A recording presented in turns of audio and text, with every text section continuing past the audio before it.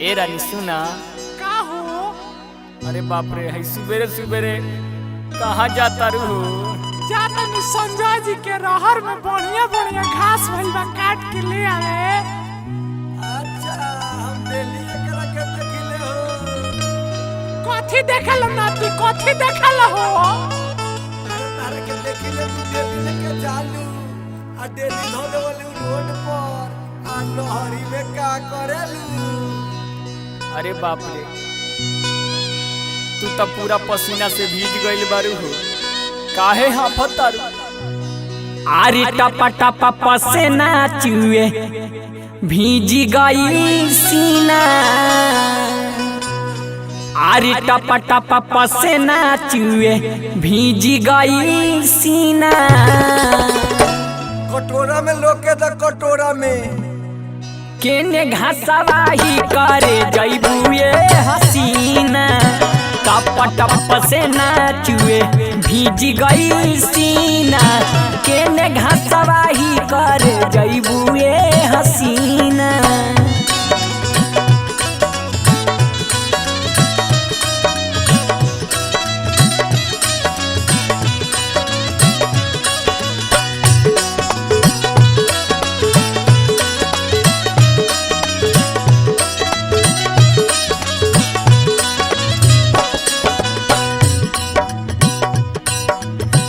बारू का मशीनी अभी नया बजवानी।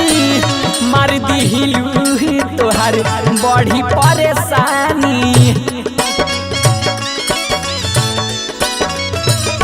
हाँ, बारू का मशीनी अभी नया बजवानी। मार दिलू तोहर बड़ी परेशानी। ए सुभाष, का हो? पटे वाला माल हियो कि हटे वाला हो? ई ना पटे वाला ही है ना हटे वाला ही है, ये सबका से सटे वाला ही है। का हो, गलत बोला तनी का? ना हो ना। बारू का मशीनी अभी नया बजवानी। मार दिलू तोरा बड़ी परेशानी। ताव वाला दिन होला चैत के महीना।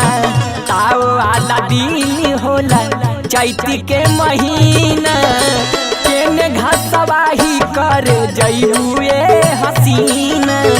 केने घासवा ही कर जइबुए हसीना।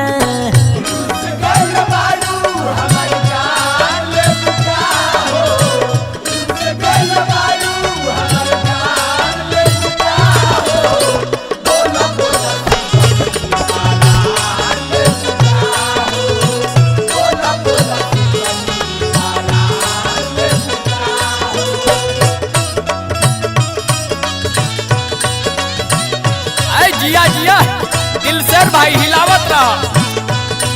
गिरी बाबा रउआ काहे हटतानी जी? देखतानी के जूना भाई रोज रात दिन चूना लगावत रे, करेंट मारत या का रे? जाता छोटी बा मशीनी अभी घूम जानी धाम में। आठी वाला जगह अबगे भैली बाटे याम में। सुना छोटी बा मशीनी अभी घूम जानी घाम में। आठी वाला जगह अबगे भैली बाटे याम में।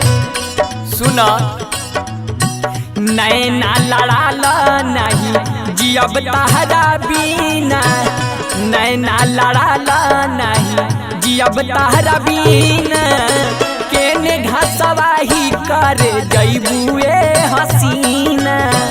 केने घासवा ही कर जइबुए हसीना।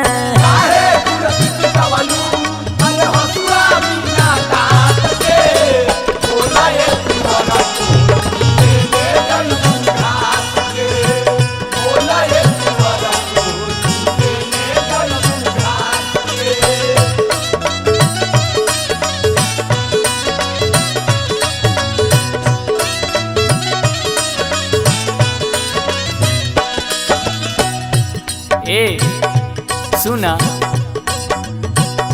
उपेंद्र गिरी जी के लगे जाए बुतारवारा में सोनू संग आदितवा चढ़ावले बा नजर में कहेला सुबासी आजा दिलवा के घर में सुना रानी सोनू आदित्य जी चढ़ावले बा नजर में कहेला सुबासी आजा दिलवा के घर में का हो हमारा से फट जाई रूपी तोहार कैले बाटे मुश्किल में जीना रूपी तोहार कैले बाटे मुश्किल में जीना केने घसवाही करे जइबुए हसीना केने घसवाही करे जइबुए हसीना टप टप से नाचुए भीज गई सीना टप टप से नाचुए भीज गई सीना केने घसवाही करे जइबुए हसीना केने घसवाही करे जइबुए हसीना